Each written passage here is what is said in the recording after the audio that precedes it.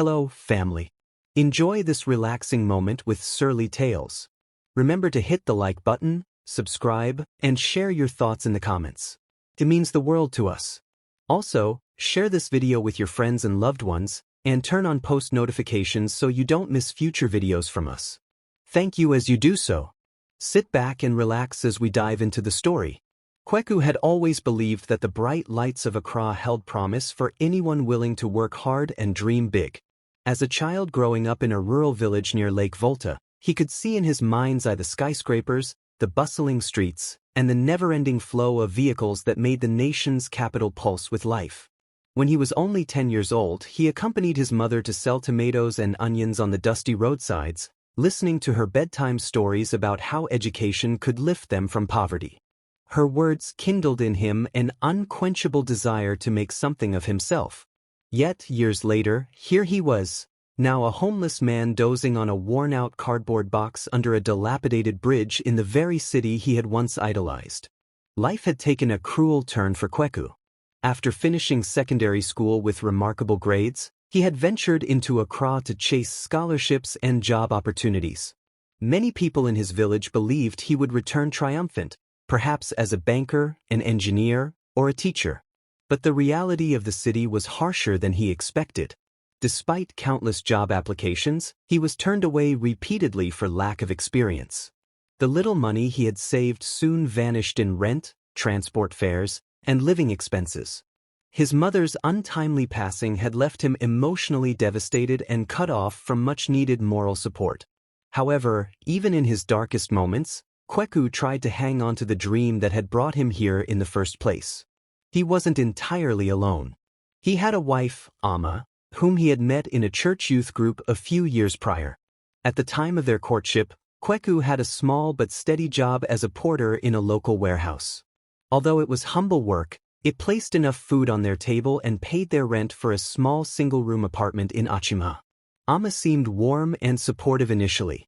She would cook simple meals, greet him with a smile, and remind him of their shared goals: building a home, starting a family, and perhaps one day running a small business of their own. But a series of tragic events, layoffs at the warehouse, Kweku's failing health, and outstanding debts, knocked them off balance. Within a year of their wedding, their finances began to deteriorate rapidly. The meager savings they had collected for a rainy day went into hospital bills when Kweku suffered a workplace injury. Adamma blamed him for not being careful, and for the first time, her warm smile turned into a skeptical frown. Friends who once offered help and words of encouragement grew scarce. Kweku took on odd jobs at construction sites, loading trucks in the market, or sweeping compounds, but none could sustain them for more than a few weeks at a time. Soon, eviction notices were pinned to their door, and not long after, they found themselves sleeping in a half-collapsed kiosk near a lorry station. That was when Adamma's attitude shifted from mild frustration to outright resentment. Adamma came from a family that had tasted modest comforts, and in her eyes, Kweku was failing to meet even the most basic responsibilities of a husband. She demanded that he fix their situation immediately, threatening to leave if he couldn't find stable work. She would hurl insults at him daily, calling him unambitious and lazy, ignoring the reality that joblessness was not a simple personal failing but part of a systemic challenge many young people in the city faced. As each day passed, Adamma's interest in Kweku waned. She often spent her evenings complaining to friends, if she still had any who'd listen, and lamenting on social media that she was trapped in a deadbeat marriage. Kweku's spirit was battered by her hostility. He could deal with the hunger, the scorching sun, and the sleepless nights, but her verbal assaults cut deeper than any wound. Despite her behavior, he clung to the hope that somehow their fortunes would improve and the wife he once adored would return to the gentle woman he remembered. He continued to search for opportunities, standing in long lines at job fairs, sending CVs to offices across Accra, and even considering a return to his village to try small-scale farming. But nothing panned out. Eventually, their meager resources ran dry, forcing them to rummage through trash heaps and rely on occasional charity from kind strangers. When the kiosk they had been squatting in was demolished by city authorities to clear unauthorized structures, Kweku and Adamma found themselves truly homeless. The next best option was a cramped corner under a highway bridge, a place where other homeless individuals huddled for shelter from the harsh elements and equally harsh realities of city life. The stench of urine, the omnipresent mosquitoes, and the near-constant noise from passing vehicles made it hard to feel human. Under that bridge, Kweku learned the real meaning of desperation. Yet, ironically, it was also there that he found fleeting moments of kindness from fellow street dwellers who shared their scraps of food. Adamma, however, saw this environment as the final straw. More than once, she warned Kweku that she would leave him if he didn't figure out something fast. In her eyes, living under a bridge was the lowest one could go, and she wasn't prepared to let go of what was left of her pride. She sneered whenever he spoke about hope or resilience. In the darkness, Kweku would lie awake, gazing up at the underbelly of the highway as the lights of fast-moving cars streaked above him. He wondered how life had gone so wrong, and whether he would ever climb out of this seemingly bottomless pit of despair. In the hush of those nights, memories of his mother's encouragement echoed in his mind. Sometimes, he caught himself imagining her voice telling him to remain strong and not give up. Even the small boy in the adjacent corner who sold roasted peanuts along traffic lanes appeared to have more direction in life than Kweku did now. Nothing, however, could have prepared him for the astounding revelation soon to come, one that would not only turn his life around but also test the very foundations of his marriage. As the relentless hum of the city's nightlife lulled the world to sleep and he drifted into a fragile slumber, Kweku had no idea that a profound secret lay buried in his lineage, waiting like a hidden treasure chest to be discovered. All he knew was that his next day would be a repeat of the previous one, an endless search for small jobs, a few coins for bread and water, and more of Adamma's scorn. Little did he suspect that he was, in fact, on the cusp of a transformation that would defy every suffering, every heartbreak, and every lost dream he had endured. Soon enough, events would unravel that would catapult him from the cold street corners to the corridors of enormous wealth. And in the center of that whirlwind would stand Adamma, his ungrateful wife, finally forced to confront the consequences of her cruelty. A scorching sun rose the next morning, and Kweku was jolted awake by the noises of a busy street.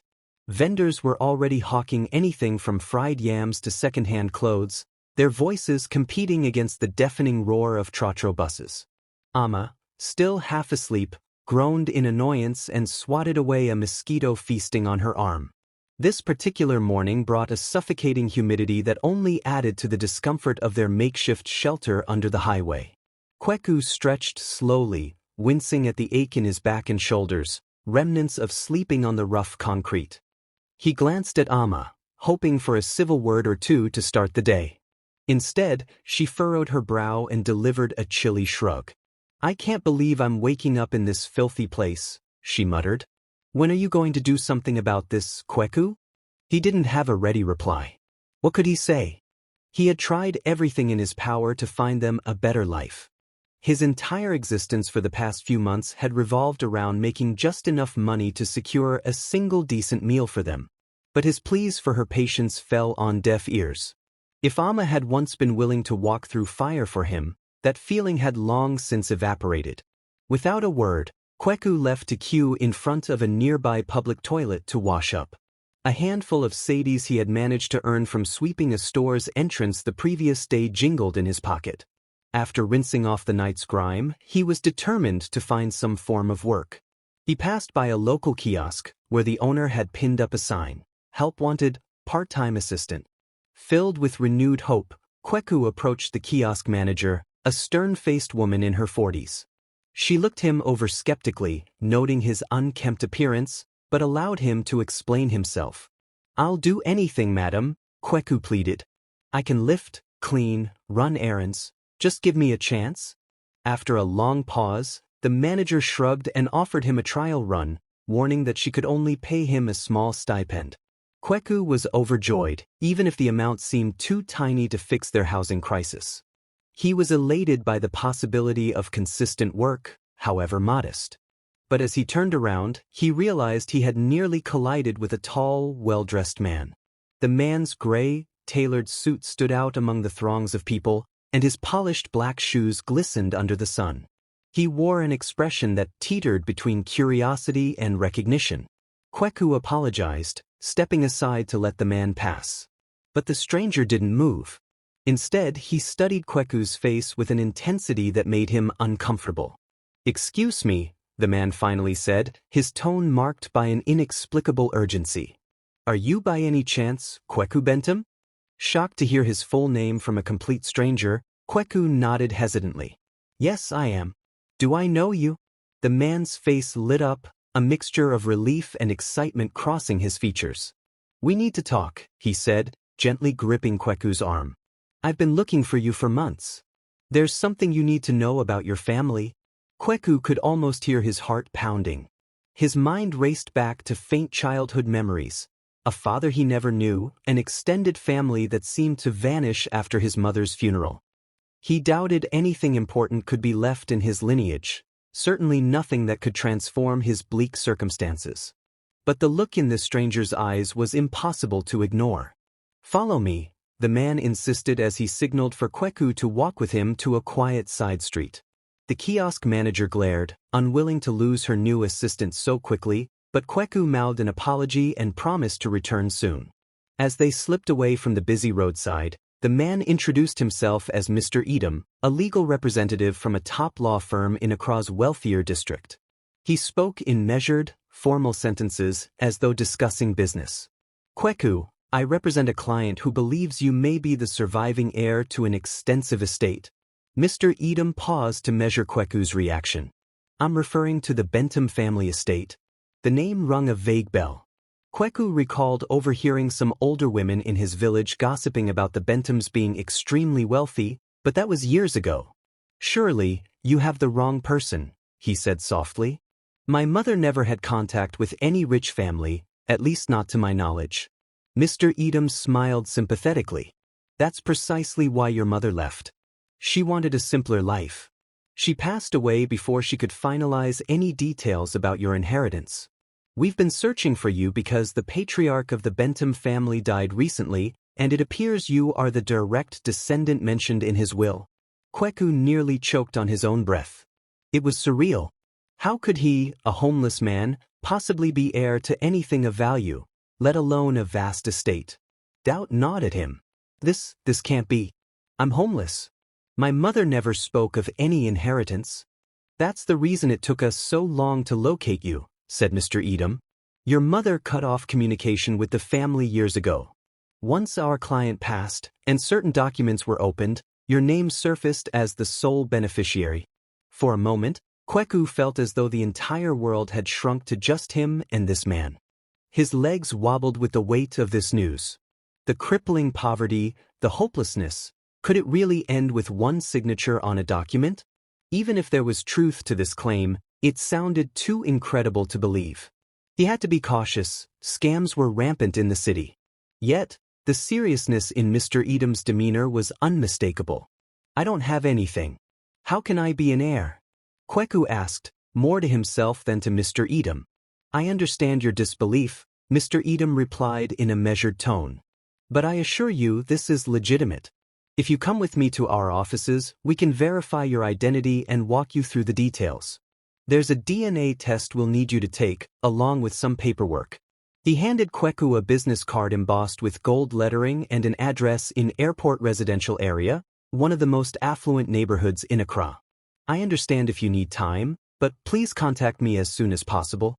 Before Kweku could process it all, Mr. Edom politely excused himself, reminding him to keep their conversation confidential.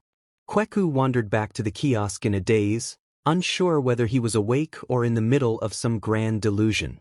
The manager eyed him with suspicion and curtly put him to work unloading crates. As he moved each box, his mind replayed the stranger's words. Could his mother have hidden such a monumental secret from him? And why would she walk away from such wealth? None of it made sense. By the time he earned his day's wages, enough for 2 portions of rice and stew, Kweku was torn between telling Amma about this extraordinary encounter and keeping it to himself until he had more proof. He stopped at a rundown chop bar to buy the rice. The aroma of peppery shito and fried fish entered his nostrils, making his stomach churn with sudden hunger. He realized he hadn't eaten since the previous morning. Clutching the food, he hurried back to the bridge, his mind aflame with possibilities and doubts. When Kweku arrived, he found Amma scrolling through her phone, frowning in dissatisfaction. She barely acknowledged him until she smelled the food. "At least there's something to eat," she said, prying open the container. Kweku watched as she scooped a large portion into her mouth, not bothering to offer him a single word of thanks. His heart pounded as he considered telling her about the mysterious lawyer and the supposed inheritance. Would she even believe him? Perhaps this was his chance to restore both their lives from the ashes. Yet her hardened face and unkind words from earlier that day made him hesitate. For once, he wanted to savor the prospect of hope on his own terms before letting someone else ridicule or twist it. He sat beside her, quietly taking a few bites. She was too busy eating and browsing her phone to notice the distant, contemplative look in his eyes. Though they were still living under a highway bridge with no immediate relief in sight, Kweku felt a foreign sense of optimism flicker to life within him. He stared at the ragged walls of their new home and vowed that if there was even a kernel of truth to what that stranger had said, he would do everything in his power to reclaim his dignity and possibly his fortune. One thing was clear: this might be his last chance to turn his life around, and no amount of scorn from Amma was going to derail him from finding out the truth. Early the next morning, Kweku woke with renewed determination. The memory of his conversation with Mr. Edom lingered vividly. He decided that if this was a genuine inheritance and not some elaborate scam, the first step would be to verify the lawyer's credentials. With some of his small daily wage, he took a trotro across town to Airport Residential Area, a district known for its posh homes, embassies, and high-end restaurants. Even the air felt different there, cleaner, calmer, as if wealth itself filtered out the bustle and grime of the rest of the city.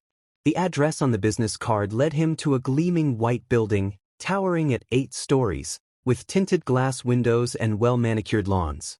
At the entrance, a uniformed security guard eyed Kweku curiously, likely noticing his threadbare clothes and dusty shoes. Nonetheless, after checking the card, the guard allowed him inside. The reception area was a far cry from anything Kweku had ever experienced. Polished marble floors reflected the sunlight streaming in through large windows.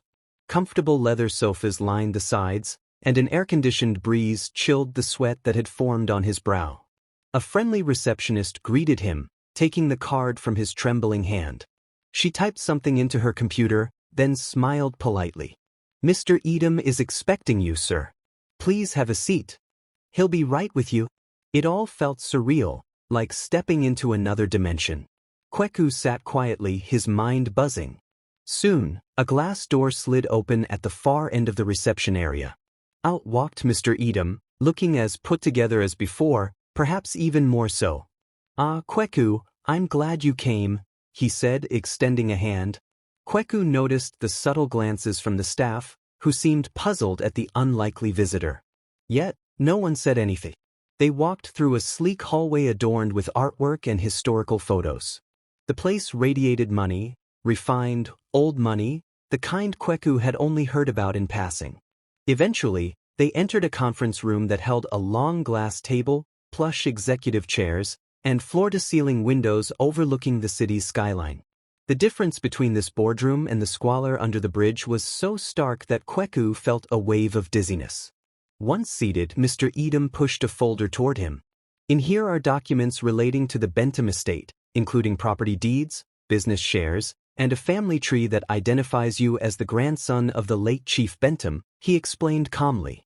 "Your mother was one of his children, and according to her birth records, you are indeed next in line." Kweku hesitated before opening the folder. Fear, excitement, and disbelief battled within him. Why was I never told about this? With a measured sigh, the lawyer leaned forward. "From what we understand, your mother had a complicated relationship with her father. She chose a different path, one that led her away from the Bentham's wealth. Sometimes, families with substantial wealth have internal conflicts and personal disagreements that become irreconcilable. That's as much as I can piece together from the legal documents. It appears she never informed you so you could grow up independent of that baggage." Emotions welled up in Kweku: anger, confusion, relief. Why would his mother choose to let him suffer in poverty if she had access to such resources? Still, he tried not to pass judgment without knowing the full story. Carefully, he opened the folder.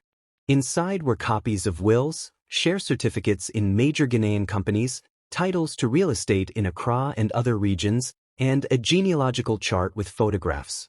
And there, in the faded image of an old family photo, he recognized his mother's youthful face, a mirror to the mother he had cherished.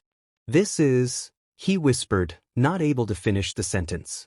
"It's a lot to take in," agreed Mr. Edom. "We don't expect you to make any decisions right away.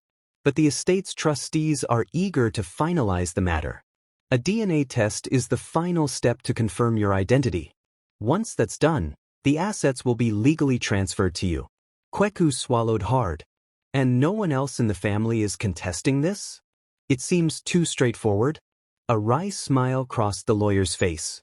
"Indeed, some distant cousins have attempted to challenge the will, but the documents are clear that your mother's line is prioritized.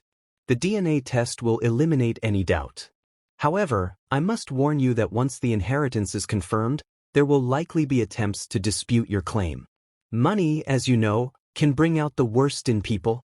After discussing the logistical details, appointments for the DNA test, the signing of affidavits, and the possibility of needing additional identification, Kweku left the building in a state of profound shock. The sun outside seemed brighter, the city noises more distant. He could barely reconcile the notion that while he currently slept under a bridge and worried about his next meal, he was potentially the heir to billions of cedis in assets. It was as if he was living two lives at once. Walking back to the Trotro station, he reflected on what this would mean for Amma. If he truly inherited such wealth, it would solve every financial burden they had. Would it also bring back her warmth and kindness? He felt an unsettling twinge of doubt. Was it love she once had for him, or was it merely the convenience of having a provider? He had endured months of her disdain and verbal abuse, her refusal to see him as a human being worthy of support when times were tough. Would such a person deserve to share in this newfound fortune? During the cramped ride back to the bridge, Kweku marveled at the city through the Trotro's window, the hawkers weaving between cars, the vast gulf between the glimmering high-rises and the tin-roofed slums. It was a disparity he had lived all his life. And now he was straddling both worlds. The question of telling Amma about this discovery weighed heavily on him. A part of him wanted to see her face light up, to prove that he was never the deadbeat she had labeled him. Another part, however, insisted that her actions had been too hurtful and that trust between them was already shattered. When he finally reached their spot under the bridge, he found Amma arguing with a group of homeless teenagers. One of them had accidentally spilled a sachet of pure water on her shoes. She launched into a tirade of insults, belittling them in a way that made Kweku cringe. He stood there silently, noticing for the first time just how much bitterness his wife harbored. Once the teenagers scattered, she turned to see him. "Where have you been?" she snapped, eyes still blazing. "You left me here with these street rats. At least say something." Kweku forced a small smile. "I was out looking for a better job. I got some interesting leads." She rolled her eyes. "Job leads? Eh? I've heard that 1,000 times. If you're not going to bring me something concrete, don't waste my time. This life is miserable enough without empty promises." He said nothing more. Any mention of an inheritance now would likely spark a flurry of questions and demand immediate evidence. He wasn't ready to show her the documents or the lawyer's business card. Not yet. He wanted confirmation of the DNA test first, and maybe, just maybe, he needed to see how she would behave for a little while longer when she believed he was still a nobody. Later that evening, as they lay on flattened cartons near a pile of old clothes and broken furniture, Kweku stared up at the undercarriage of the highway. His thoughts kept returning to the magnitude of what he had discovered. Could he truly walk into that law firm one day and walk out as a billionaire heir? It felt impossible. Yet he couldn't dismiss the weight of evidence he had seen. Amma, lying beside him, was scrolling through her phone, ignoring him as usual. The sounds of traffic overhead echoed like distant thunder. Somewhere in the night, a baby cried, while a group of late-night revelers sang off-key songs. Kweku closed his eyes, his heartbeat pulsing with an excitement he couldn't share. Whether tomorrow would bring verification of his claim or disappointment, he would face it alone. Quietly, he whispered a prayer for guidance, for wisdom, and for the ability to handle this enormous secret. For a man who had spent his entire adult life fighting for scraps, the idea of sudden wealth felt both enthralling and terrifying. Morning broke with a steely gray sky, and the city's frenetic rhythms soon resumed. Kweku, carefully tucking the lawyer's business card into his pocket, headed off before Adamma could wake. His destination, a reputable medical facility where his DNA sample would be taken. Although the law firm offered to arrange private testing, Kweku insisted on having an independent clinic handle the initial process, worried about potential tampering or manipulation. If this was real, he wanted an unbiased verification. The queue at the clinic was long, full of crying babies, anxious mothers, and a few well-dressed businessmen impatiently tapping their feet. Kweku sat quietly, replaying in his mind every detail of the prior day's conversation with Mr. Edom. When his turn finally came, he walked into a sterile, white-walled room where a nurse in a crisp uniform stood waiting. She took mouth swabs and a blood sample, labeling them meticulously. Results usually take a week, sometimes more, she informed him. A week felt like an eternity. Still, Kweku thanked her and left, a swirl of mixed emotions coursing through him. He felt a spark of hope that he hadn't felt in years, perhaps ever. By the time he arrived at the kiosk where he worked part-time, he could barely concentrate on unloading crates and arranging the day's supplies. His mind wandered incessantly to the possibility that very soon, this menial job would be a relic of the past. The following days passed excruciatingly slowly. He made sure to show up at the kiosk daily, not wanting to lose the only steady income he currently had, but each hour seemed heavier than the last. At home, if their spot under the bridge could be called that, Adamma remained as cold and critical as ever. One particular evening, she discovered that some of her clothes had gone missing, presumably stolen by another homeless person. She unleashed a furious outburst at Kweku, blaming his uselessness for putting her in a situation where she had to live alongside thieves. "You are worthless," she screamed, her voice echoing off the concrete pillars. "If I had married someone else, I wouldn't be here, losing my clothes to filthy vagrants." The words cut Kweku deeply, but at the same time, they hardened his resolve. He watched her tirade with an eerie calm. In the past, he might have argued back or tried to placate her. Now, however, he let her insults wash over him, storing them in a mental vault. A time would come when the tables would turn, and she would realize just how wrong she had been. Finally, after what felt like an eternity, Kweku received a call from the clinic. The DNA results were in. They confirmed that he was indeed a direct descendant of the Bentham family. Dizzy with relief, he called Mr. Edom, who scheduled a meeting the next day to finalize the inheritance paperwork. That night under the bridge, Kweku's heart pounded with anticipation. He was on the cusp of a remarkable transformation, from homeless to billionaire heir. The next morning, he slipped away once more, not bothering to tell Adamma his plans. This time, he was escorted by a black Mercedes sent by the law firm.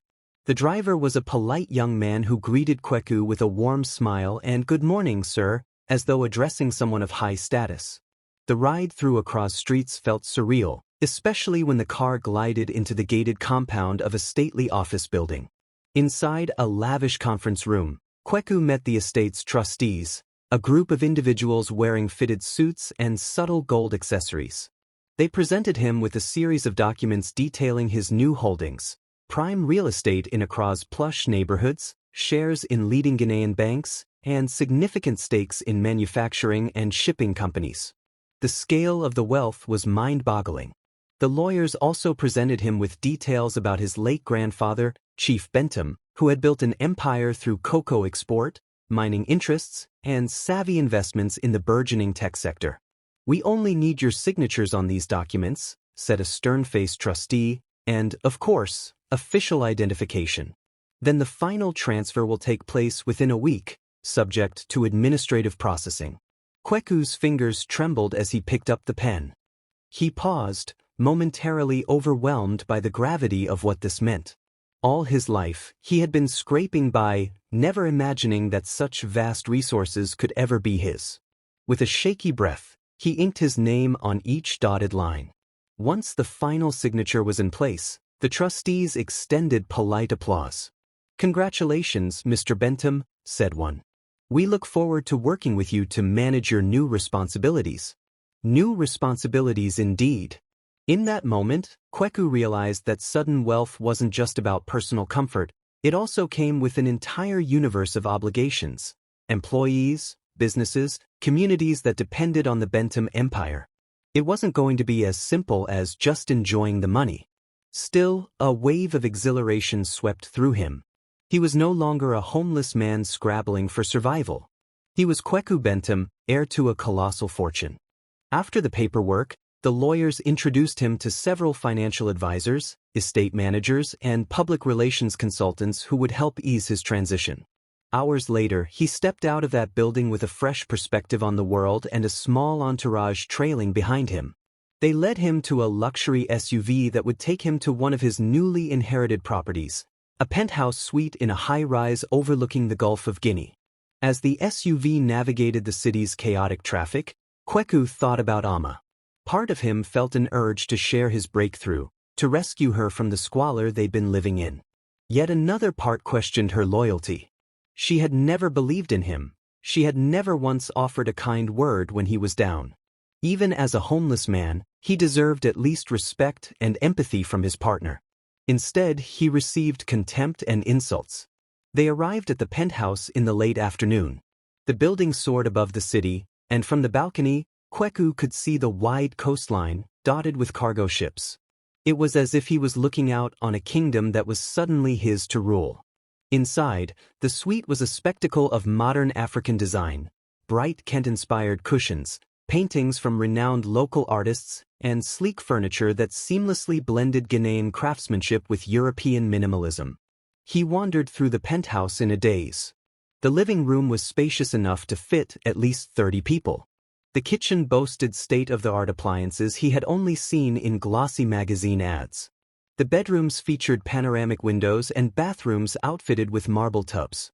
It was an unimaginable leap from the filthy floor under a bridge. At twilight, he found himself alone on the balcony, a fresh breeze whispering across his face. The estate manager, a middle-aged man named Paul, had offered to stay and assist with anything Kweku might need. But Kweku asked for space, needing a moment to absorb it all. He took in the glittering lights of Accra below, a city that had once seemed so large and intimidating. Now it was at his feet. He thought again about his wife. An inner storm of resentment and lingering affection churned within him. Should he call her now? Perhaps see if she would even pick up? Or should he wait, let her remain in her ignorance, and observe how she behaved when she still believed him to be poor? Another approach occurred to him. Maybe he would approach her as a stranger with new wealth, testing if her attitude would shift if she realized what he truly possessed. One thing was certain, their dynamic was about to change forever. If she had treated him with such contempt before, how would she act upon discovering he was a billionaire? Would she grovel for forgiveness, or would her pride keep her from admitting any wrongdoing? Kweku wasn't sure how he would handle that confrontation, but he knew one thing. He was no longer at her mercy. That night, he slept in a bed that felt like a dream, silky sheets caressing his skin. The gentle hum of air conditioning replaced the roar of traffic overhead. As he drifted off, he realized he had crossed an invisible threshold in his life. Tomorrow would bring new decisions, new tests, and new revelations. For the first time in a long while, he felt free to chart his own path, free from Adamma's cruelty, and free to rediscover his self-worth. The question was not just what he would do with this newfound power, but who he would choose to be. And somewhere in the swirling depths of his thoughts, he toyed with the idea of teaching his ungrateful wife a lesson she would never forget. Kweku awoke in the penthouse at the first blush of dawn, the soft glow of sunrise filtering through the floor-to-ceiling windows. For a moment, he lay in bed, soaking in the comfort. It was jarring to think that just days ago he had been sleeping under a makeshift roof of concrete. The transformation was so sudden it felt almost unreal. After a leisurely shower, his first real shower in months, He strolled around the suite, marveling at every detail. A sense of renewed confidence swelled within him. He knew he had business to attend to. There were urgent calls to be made regarding the various companies now under his stewardship. But first, he had to address his personal life. All morning, a plan formed in his mind about how to deal with Adamma. Their relationship had deteriorated to a point where he questioned whether it could, or should, be saved. Yet he felt an odd sense of obligation to at least see how she would react to his new status.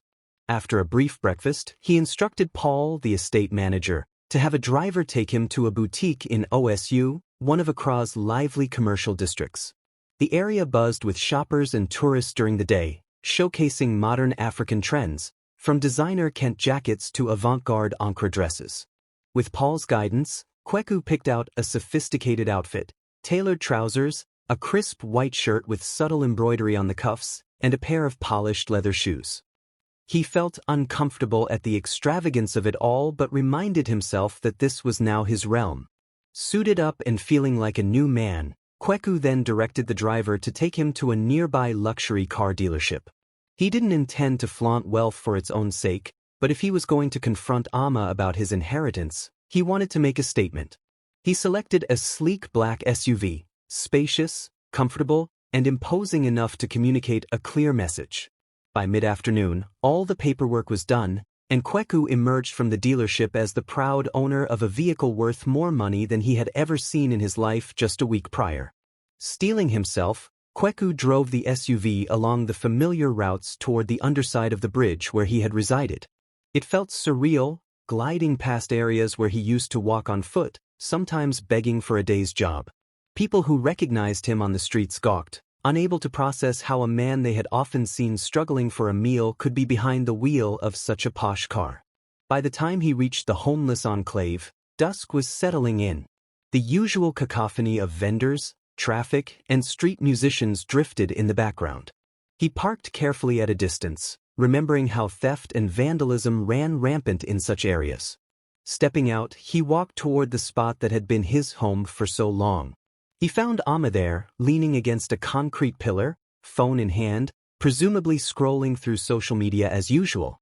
Her hair was unkempt, her clothes rumpled, and her expression etched with bitterness. She looked up, startled by the figure approaching in an expensive suit. At first, she didn't recognize him. But as he drew nearer, her eyes widened in disbelief. "Kweku? Is that you? Where did you get those clothes?" she stuttered, her voice a mixture of confusion and sudden curiosity.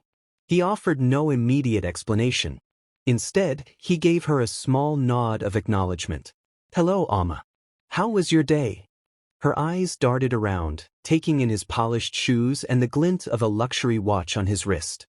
"Where have you been?" she demanded, though her usual scorn was now tempered by an obvious intrigue. Kweku suppressed a sigh. "I've been sorting out some business matters.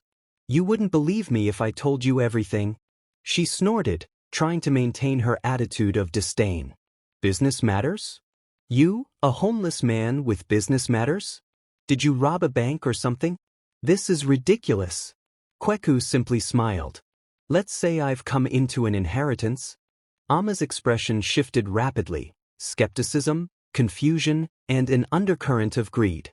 "Inheritance? From whom? You have no family with money." "I had a family I wasn't aware of," he replied, deciding not to divulge every detail. "It turns out that my mother was part of a wealthy lineage. I'm now the heir to a fortune." For a moment, she stood there, speechless. It was as though her mind couldn't reconcile the new, sharply dressed Kweku with the impoverished man she had despised for so long. Then a slow smile crept across her face. "So, does that mean we're rich?" "I am," Kweku corrected, making sure to emphasize the pronoun. He caught the flash of uncertainty in her eyes. "But let's talk somewhere else. I have a vehicle parked around the corner." Her skepticism gave way to a sudden eagerness. She followed him like a magnet, hardly able to contain her excitement. As they walked, she peppered him with questions. Where did the money come from? How much was it? When did he find out? Kweku responded curtly, keeping details vague. He wanted to see her reaction before unveiling the full truth. When Amma laid eyes on the brand new SUV, she let out an audible gasp. "This is yours?" she asked, running her hands over the sleek exterior. Gone was the humiliating scenario where they had to walk miles or beg for a seat on a trotro. The transformation in her demeanor was palpable. She was almost shy now, her hostility replaced by a greedy curiosity. Kweku opened the passenger door and gestured for her to step in. The interior's luxurious leather seats made her eyes widen further. She sank into the seat, stroking the dashboard as though it were a treasure chest. Without another word, Kweku started the engine and pulled away from the squalid area that had been their home for so long. They drove in silence for a while, neither sure what to say. The tension was thick, but Kweku had the advantage. He knew the extent of his wealth and the control he now wielded. Amma, on the other hand, was in uncharted territory. She was accustomed to berating a poor, desperate man, not a seemingly wealthy benefactor who might hold her fate in his hands. Eventually, he broke the silence. "Do you remember when you said I was worthless, and that you regretted marrying me?" He didn't hide the bitterness in his tone. Amma's face reddened. "I was frustrated, Kweku. We were in a terrible situation. People say things they don't mean when they're homeless? Poor," he interjected, eyes fixed on the road. "You said it more times than I can count. And every time you repeated it, it hurt. Even if we had no money, we had each other, or so I thought. But you seemed to see me as a financial plan that failed." She bit her lip, swallowing hard. For a moment, she stayed silent, likely scrambling for a defense. "I was desperate," she finally said in a low voice. "I was afraid. I wanted out of that life. But it doesn't mean I never loved you." Kweku let out a humorless laugh. "It sure felt that way. Anyway, things have changed now. I'm not the man you left under that bridge. And I need to figure out who I can trust." Amma's eyes widened with fear. "You can trust me," she said quickly, her voice trembling. "I'm still your wife." He gave her a sidelong glance. "Are you really? The vows we took said for better or worse, remember? You seemed willing to throw me away at my worst. But now that the money is here, you're eager to proclaim your loyalty." She opened her mouth to protest, but no words came out. She knew she couldn't spin the events of the past months to make herself look good. Instead, her eyes began to well up with tears. "Kweku, please," she managed. "We can start over. We can build a home together. I'm sorry for all the terrible things I said." Silence settled again as Kweku steered the SUV onto a road leading to one of Accra's upscale neighborhoods. He parked in front of a gated luxury apartment complex. "This is where I'll be staying now," he said. "I have a penthouse, one of many properties I own. You're not obligated to stay under that bridge anymore if you want out." Her tears dried immediately, replaced by a hopeful gleam in her eye. "Oh, Kweku, thank you." He killed the engine and turned to face her squarely. "Before you enter, I have a condition. We'll need to have a frank discussion about the future of our marriage. I've been hurt too deeply to pretend nothing happened." She nodded eagerly. "Anything you say, just please let me in." But as the automatic gates swung open and Kweku drove into the private garage, he felt a gnawing sense that Amma's sudden remorse might be nothing more than an opportunistic shift. Inside, he led her to an elevator, which whisked them to the top floor. Amma stared at the sleek corridors, the plush carpeting, and the discreet wall art that signaled immense wealth. When they finally stepped into the penthouse, her jaw dropped. She could barely contain her excitement as she ran her hand over the marble countertops and admired the panoramic city view. Yet for Kweku, a heavy question lingered: could Amma change? Or was he letting a serpent into his Eden of newfound wealth? For now, he decided to let her believe in a second chance. But he had a plan brewing. A plan to test her sincerity before deciding whether she would truly share in the bounty or be cast aside, left to reap the seeds of her own ingratitude. The penthouse's spacious living room provided the perfect setting for the difficult conversation Kweku intended to have with Amma. They sat on opposite sides of an ornately carved coffee table. Amma couldn't seem to tear her gaze away from the sleek decor, modern African sculptures, a flat-screen TV that nearly spanned an entire wall, and plush sofas upholstered in vibrant Ankara prints. Kweku cleared his throat, drawing her attention. We need to talk about our marriage, he began. I'm not going to pretend that months of insults and neglect simply vanish because I suddenly have money. She shifted uncomfortably in her seat. Her eyes dropped to the glass of juice Paul had served moments earlier. I know I was wrong, she started, her tone wavering between sincerity and self-preservation. I was scared and angry. Living out there, it drove me insane. That's fair, Kweku acknowledged. But you need to understand something. When I needed hope and reassurance, you treated me like trash. That's not what marriage is supposed to be about. Her face twitched with guilt or perhaps fear. I know. I've been thinking about it. I felt cornered, like our lives were falling apart. I lashed out. But I swear I still cared about you. He exhaled, a mixture of relief and skepticism roiling within him. I'd like to believe that, but actions speak louder than words. We have a chance to start over, but I'm not sure if I want to anymore. Amma's eyes flared with panic. She set down the glass of juice, leaning forward as if to close the gap between them. Kweku, please, just give me a chance. I'll prove I can be a better wife. He studied her, noting the desperation that painted her features. Was it desperation for him, or for the lavish environment she now beheld? He recalled the day he'd discovered the inheritance, how her scorn was fresh in his mind. All right, he said after a pause. I'll give you a test. If you genuinely regret how you've treated me, then show it. If you're truly sorry, you'll have no problem abiding by the conditions I set. Anything, Amma said quickly. Just name it.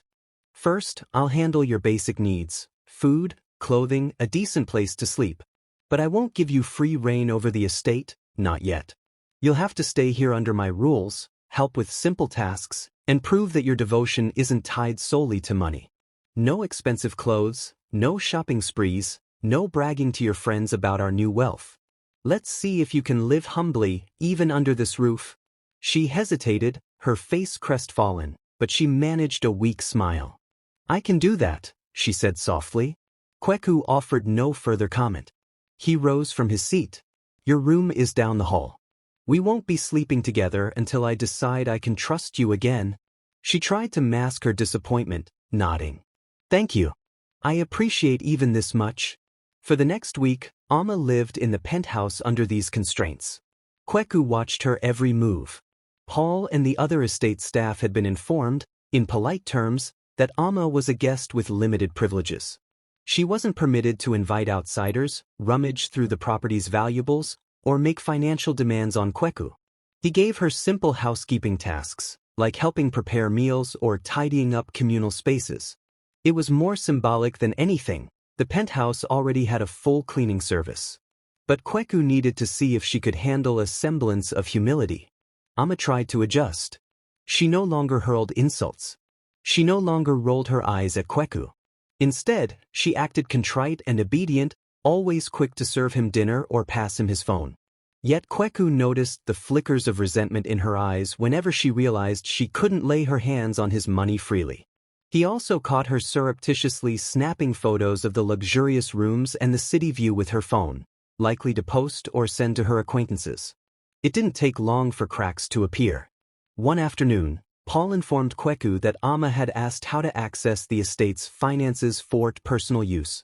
On another occasion, a staff member overheard her bragging on a phone call that she lived in a penthouse, conspicuously omitting that it wasn't hers.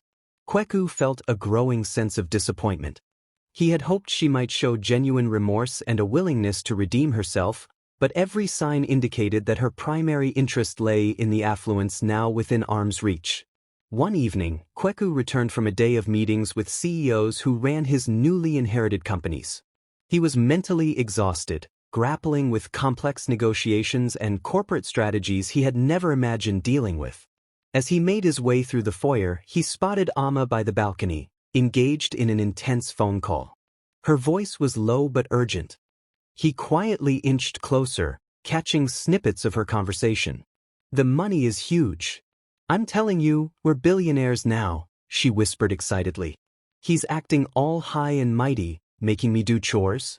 But he'll get over it soon, and then I'll have everything I want. Kweku felt his stomach churn. He waited, hidden behind a decorative pillar, listening as she laughed scornfully. Of course, I'll stay with him. I'm not stupid. He'll forgive me eventually, and once he does, I'll be the one calling the shots, at least financially. You know how men are. Blood pounded in his ears.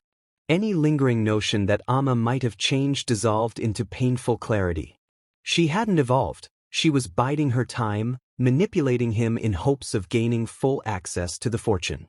Quietly, he stepped back, letting her finish her call without suspicion. But in that moment, he knew exactly what needed to be done. Later that night, he summoned Paul and a discreet legal advisor to the study. He instructed them to draft a separation document, ensuring that any communal property or future assets remained solely under Kweku's name. Additionally, he requested an immediate eviction notice for Amma to be delivered the following morning. But, sir, are you sure you want to handle it this way? Paul asked carefully, sensing the gravity of the move. Kweku nodded grimly. I've witnessed her true intentions. She's not here for me. She's here for the money. Our marriage ended the day she decided I was worthless because I couldn't provide. And now, I've seen enough to know that wealth won't fix what's broken in her heart. The advisor slid a draft document across the table. Kweku scanned the lines, ensuring everything was legally airtight. He signed it with a hand that no longer trembled. The next morning, as the sun cast golden rays through the penthouse windows, Kweku called Amma to the living room. She arrived in a newly purchased outfit, likely something she had coerced a staff member into getting. Her face beamed with expectation, but it quickly fell when she saw the serious expressions on both Kweku and Paul. Kweku? What's going on? She asked warily. Paul stood aside, placing a sealed envelope on the coffee table. Kweku cleared his throat. Amma, I overheard your phone call last night. I know what you've been planning, what you truly think about this situation. Her face drained of color. No, you misunderstood. I heard it all. Kweku interjected, his tone resolute. You were never sorry for how you treated me. You only wanted a gateway to my money. I gave you a chance to show you changed, but all you did was prove you're the same person who mocked me when I had nothing. Tears began to well in her eyes, but they held more anger than regret. She glanced at Paul and then back at Kweku. You can't just throw me out. We're married.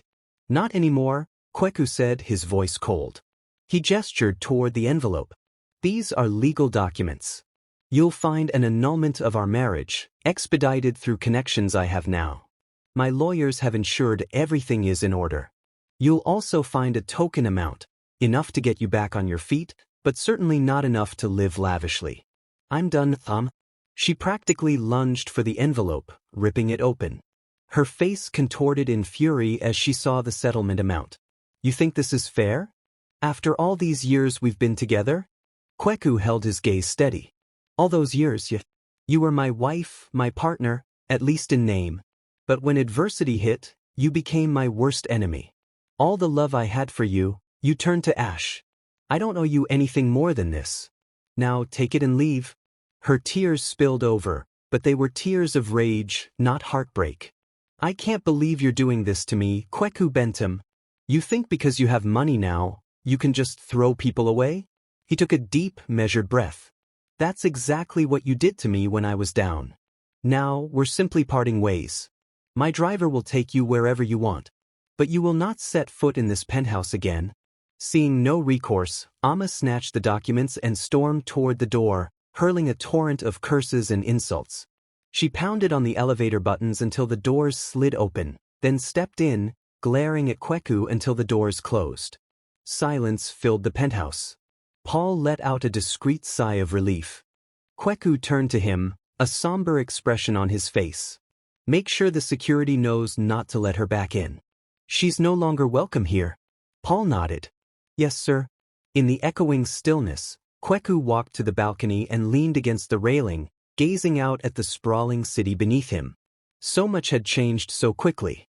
He was no longer that desperate man scrounging for scraps under a bridge, hoping for compassion.